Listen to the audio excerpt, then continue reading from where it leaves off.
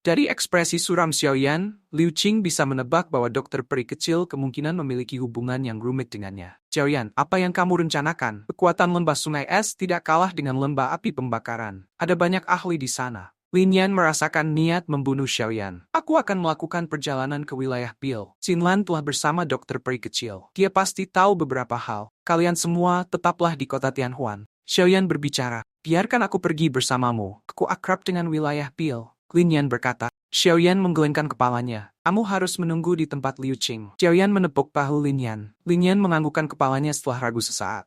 Karena kamu punya rencana sendiri, aku tidak akan menghalangimu. Aku akan mengirim seseorang untuk memperhatikan wilayah tengah. Jika saya mendapatkan berita tentang dokter peri kecil, saya akan memikirkan cara untuk menyampaikannya kepadamu. Liu Qing berkata. Xiaoyan mengangguk. Kapan kamu bersiap untuk pergi? Liu Qing bertanya. Sekarang, jawab Xiaoyan. Liu Qing tersenyum pahit. Baiklah. Aku akan segera meminta seseorang untuk mengatur arai formasi untukmu. Ingat, kamu harus berhati-hati di wilayah tengah. Tempat itu adalah tempat yang penuh dengan orang-orang. Ada banyak ahli problematik di sana. Jika Anda menemui masalah, Anda dapat datang ke kota Tianhuang. Meskipun klan Liu saya tidak terlalu kuat, kami juga akan mencoba yang terbaik untuk melindungi Anda. Liu Qing dengan sungguh-sungguh memberitahu Xiaoyan. Xiaoyan tersenyum dan mengangguk. Wormhole itu perlahan berputar di alun-alun besar di pusat kota Tianhuang. Xiaoyan menerima perahu dari Liu Qing. Setelah saya menyelesaikan masalah ini, saya akan kembali ke kota Tianhuang jika saya punya waktu.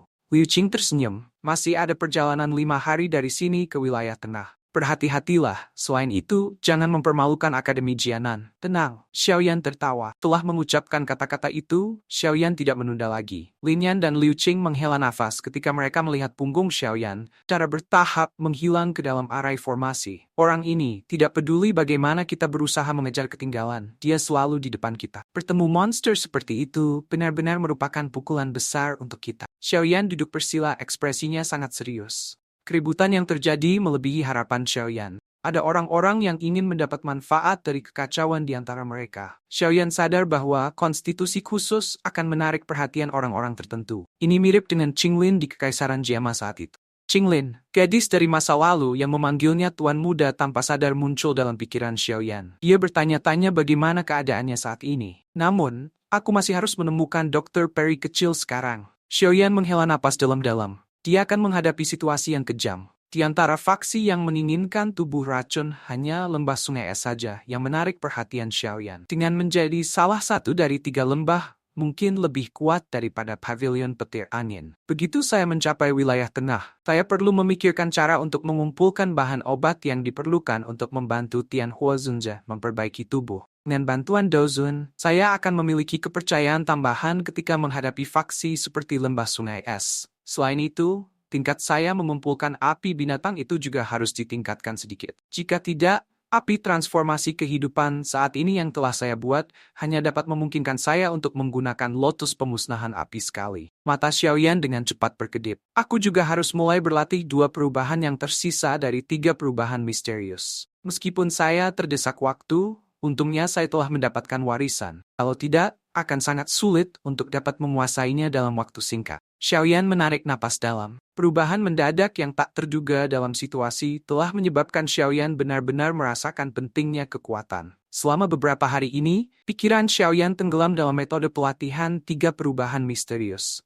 5 hari berlalu dalam sekejap mata di tengah pelatihan semacam ini. Apakah aku akan sampai? Tinju Xiaoyan tiba-tiba menegang. Kapal luar angkasa itu seperti sinar cahaya berwarna perak yang terbang melalui terowongan. Ia mendekati titik di mana lingkaran cahaya berada. Ekspresi Xiaoyan tenang ketika dia mengendalikan kapal ruang angkasa. Cahaya berwarna perak tumbuh lebih cerah di mata hitam gelap Xiaoyan. Kepalan tangannya mengencang ketika kilatan dingin melintas di matanya. Wilayah tengah, aku datang. Pintu keluar adalah platform batu yang luas. Pilar batu yang menopang platform batu itu seperti pilar yang menopang langit. Ruang di atas panggung batu ini sangat jauh berbeda dari tempat lain. Cahaya perak lain melintas di ruang terdistorsi itu. Sosok kurus muncul dari dalam. Itu adalah Xiaoyan. Apakah ini daerah tengah? Ini memang layak menjadi tengah benua Douchi. Mata Xiaoyan menyapu platform batu. Dia melihat banyak orang memakai jubah alkemis. Tempat ini memang daerah Pil. Berita terbaru di wilayah tengah. Lembah sungai es menawarkan harga tinggi. Siapapun yang menemukan wanita racun atau memberikan informasi tentang keberadaannya akan diberi hadiah tinggi dari lembah sungai es. Suara terdengar di platform batu.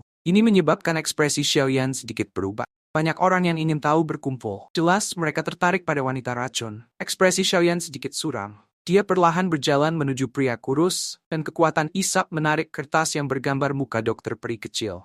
Adik laki-laki masih baru di Peel Region, kan? Wanita ini memiliki tubuh racun. Dia telah menimbulkan keributan besar di Central Plains. Banyak faksi yang bergandengan tangan untuk memburunya. Namun, dia berhasil melarikan diri. Pria kurus tertawa dengan cara yang menyanjung Xiaoyan. Xiaoyan bertanya, ada desas-desus bahwa lembah sungai es telah bertukar pukulan dengan dia baru-baru ini? Xiaoyan secara acak melemparkan kepadanya sekantong koin emas. Wajah lelaki itu penuh sukacita ketika ia menerima tas uang. Benar. Setengah bulan yang lalu, lembah sungai es menemukan wanita racun. Pertempuran itu cukup menyedihkan.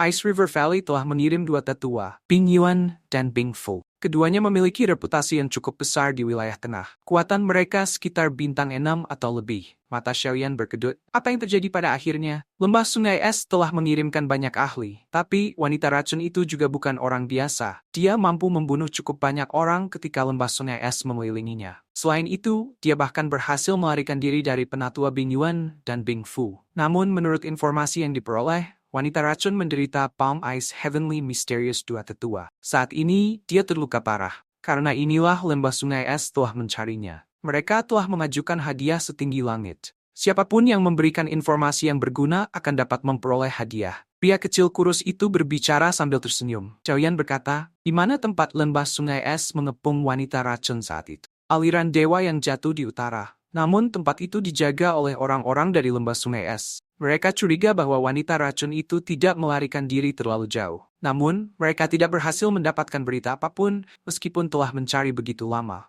Pria itu menjawab, apakah lembah sungai es adalah satu-satunya yang mencoba menangkap Lady Poison yang menyedihkan? Kata Xiaoyan, awalnya cukup banyak faksi bertindak. Namun, banyak orang dari lembah sungai es terbunuh oleh wanita racun. Jadi mereka mengatakan bahwa mereka pasti akan menangkap wanita racun. Faksi lain tidak lagi berani ikut campur sebagai akibatnya. Maka, lembah sungai es adalah satu-satunya faksi di wilayah tengah yang terus mengejar wanita racun itu. Ekspresi Xiaoyan acuh tak acuh saat dia mengangguk.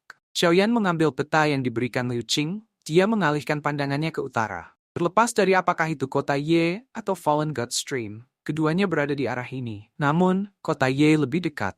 Saya harus bisa sampai dalam waktu 1 hari. Berdasarkan apa yang dikatakan orang itu sebelumnya, kondisi dokter peri kecil itu tidak terlalu baik. Niat membunuh melonjak dalam hati Xiaoyan. Lembah es, jika sesuatu terjadi padanya, aku akan menjadi musuh yang tidak bisa didamaikan denganmu. Niat membunuh melonjak dalam mata hitam gelap Xiaoyan. Ye City tidak jauh dari posisi Xiaoyan. Namun, Xiaoyan berhenti sejenak untuk mengumpulkan api binatang. Banyak hal yang lebih mudah ditemukan di tempat ini. Prasyaratnya adalah seseorang membutuhkan uang yang cukup atau sesuatu yang diinginkan pihak lain. Xiaoyan telah berhenti di lebih dari 5 kota di sepanjang jalan. Perolehannya secara tak terduga berlimpah. Dia telah memperoleh 12 Beast Flames dan juga telah menemukan sejumlah bahan yang dia butuhkan untuk memperbaiki tubuh. Xiaoyan juga memanfaatkan waktunya untuk menyaring semua api binatang, kecuali yang unik ia simpan untuk keperluan lain. Kota hijau tua yang samar-samar muncul di cakrawala yang jauh. Lingkungan kota dipenuhi dengan hutan hijau yang subur. Saya telah tiba. Xiaoyan menghela nafas lega. Tuan kota Ye adalah klan Ye yang pernah menonjol di wilayah Peel. Tentu saja, klan Ye saat ini tidak lagi memiliki kemuliaan seperti saat itu. Menjadi penguasa kota ini, klan Ye terletak tepat di tengah kota. Pertahanan tempat ini juga sangat ketat. Aku tidak akan menikah dengan Chao Dan. Sebuah argumen telah terjadi di dalam ruang rapat klan Ye. Omong kosong, pria tua berkata. Kamu tidak paham situasi klan Ye kita. Klan Chao juga salah satu dari 5 klan besar. Mereka adalah pasangan yang sempurna untuk klan kita. Selain itu, Chao Dan adalah seorang jenius alkemis yang langka di klan Chao. Dengan menikahinya, kamu tidak hanya akan mencegah bahaya klan Ye dari tersingkir dari 5 klan besar, tetapi kamu juga akan memiliki keluarga yang baik untuk menikah.